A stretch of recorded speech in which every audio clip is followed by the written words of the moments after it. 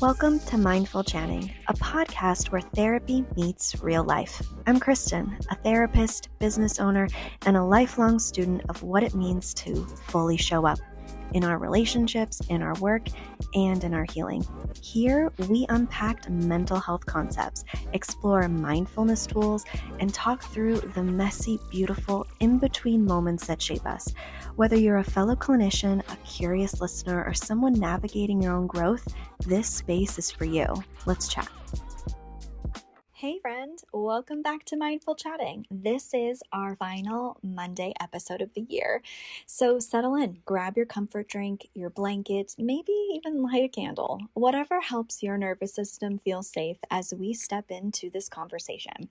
Because today we're talking about something that brings a lot of shame to ADHD adults every single January. Why New Year's resolutions fail and why it's not your fault. Before you start setting goals for the new year, I want you to understand the neuroscience behind why traditional resolutions don't work for ADHD brains.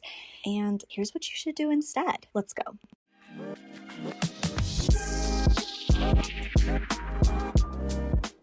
ADHD brains struggle with the exact ingredients that New Year's resolutions rely on.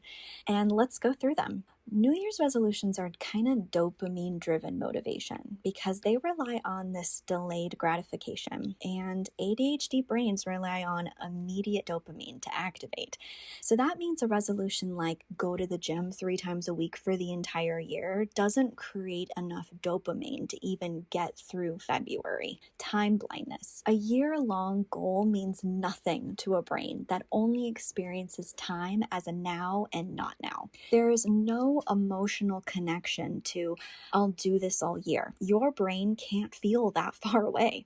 It's also talking about perfectionism and all or nothing thinking with resolutions because ADHD brains tend to approach goals in the extremes. I'm doing everything or I've completely failed and I'm not doing anything at all. Because one slip creates a shame spiral and that creates avoidance and feeling like you're kind of starting all over again. And resolutions kind of bring this unrealistic goal setting, not because you're naive, but because ADHD brains overestimate future capacity and underestimate the emotional toll of transitions and maintenance that's required. You think your future self will be this productive superhero, but your present self is, well, they're human. And we might not be able to do all the things that you want your future self to do. If you're nodding along and thinking, yep, this is totally me, I want you to stop and take a free quiz. I have made a quiz about what's your ADHD struggle, and it'll only take a couple of minutes. And at the end, there's a secret freebie waiting for you that will help you start working on your struggle right away. Look in the show notes for the link. Every year we get the same message. You're told this is a new year, a new you, or just set some SMART goals, or just try harder. And every year you feel like you're failing at something everyone else can do and is able to do. But here's the truth. Resolutions were never designed for neurodivergent brains. Your brain isn't wired for long-term abstract commitments. You're not failing resolutions. The resolutions are failing you. And shame is a terrible motivator. Shame collapses the nervous system instead of activating it. So we need to talk about what's really going to work for your brain. If you're working on staying present and grounded, which me too, we all need, especially when your brain wants to spiral into what we call disconnection. Yeah, it's Brain FM. It's musically designed to help ADHD brains, well, really any brain, to focus, relax, sleep, and I use it almost daily. If you want to try it, I've dropped my link in the show notes. And if you're looking for planning tools and ADHD resources, they're in there too.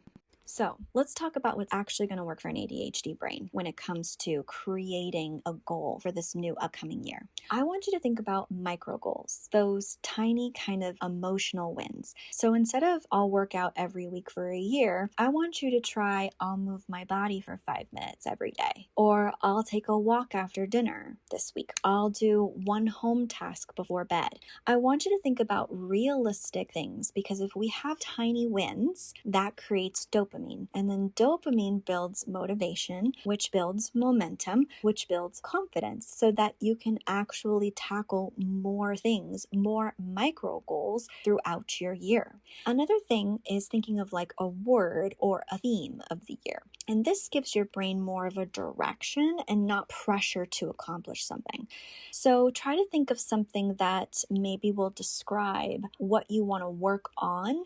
And so then you can think about all the tiny little micro goals and are they leading you to this theme or this word of the year? So like words could be like ease or alignment or growth or presence or stability or confidence. And a theme anchors your identity without demanding perfection from you. Another thing you can try is habit stacking. Habit stacking is like pairing a new habit with something that you already do. So if you already drink coffee in the morning, maybe you drink water with your coffee if you're trying to drink more water as a micro goal. Or you want to stretch more, so you know you always take a shower every morning or every day. So as your shower is heating up, you just focus on stretching. That'll get you stretching every day. Or you know you're always going to brush your teeth. So I know I want to meditate more. So maybe I meditate for a minute and I set a timer and then I brush my teeth. Or maybe I put my supplements because I'm trying to get healthier and I put them next to my keys so that I don't forget to take them. You're using existing routines or existing habits that you already have implanted as scaffolding to help you pair in a new habit that you want to create for yourself this next year. Visual tracking. That is like an ADHD's best friend because ADHD brains remember what they can see. Remember, we have this big object permanence. So if we don't see it, it doesn't exist. So try habit calendars where you have to go in and actually mark if you did something, or color-coded goals, like you have to go in and color each thing as you move through it. Visual charts to see where you're going. Even stickers or done boards where you have to mark it off or check it off when you're done. Or even using whiteboards or using the bathroom mirror or a phone widget screen that organized by your vibe. You need your goals in your line of sight, not in a notebook that you throw in a cabinet and you forget it exists. Lastly, we need to think about gentle check-ins instead of these rigid timelines that resolutions put on us. So instead of did I succeed or fail, I want you to think about how did this feel? What worked for me this week? What got in the way? What actually stopped me from doing the thing that I wanted to do this week? Or what could I try differently? Or what's my patterns? What's showing up through my week as I'm doing this? ADHD planning is reflective, not perfection. If you want to understand your ADHD in a deeper way, I've created the ADHD Crash Course, and it walks you through ADHD step by step so that you can actually start understanding your brain and not shaming it. Everything's in small, doable lessons designed for your ADHD in mind. The link is in the show notes.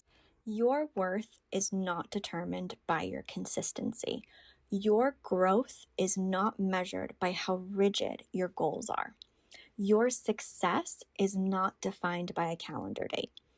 ADHD progress looks like trying something small, adjusting when it stops working, choosing compassion over shame, or building systems that actually match your brain.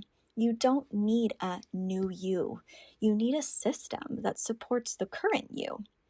And if you want to figure out which executive function skill is actually holding you back, whether it's planning, time blindness, emotional regulation, or task initiation, take the ADHD struggle quiz. It's in the show notes, and it unlocks a free offer to help you start the year grounded, not overwhelmed.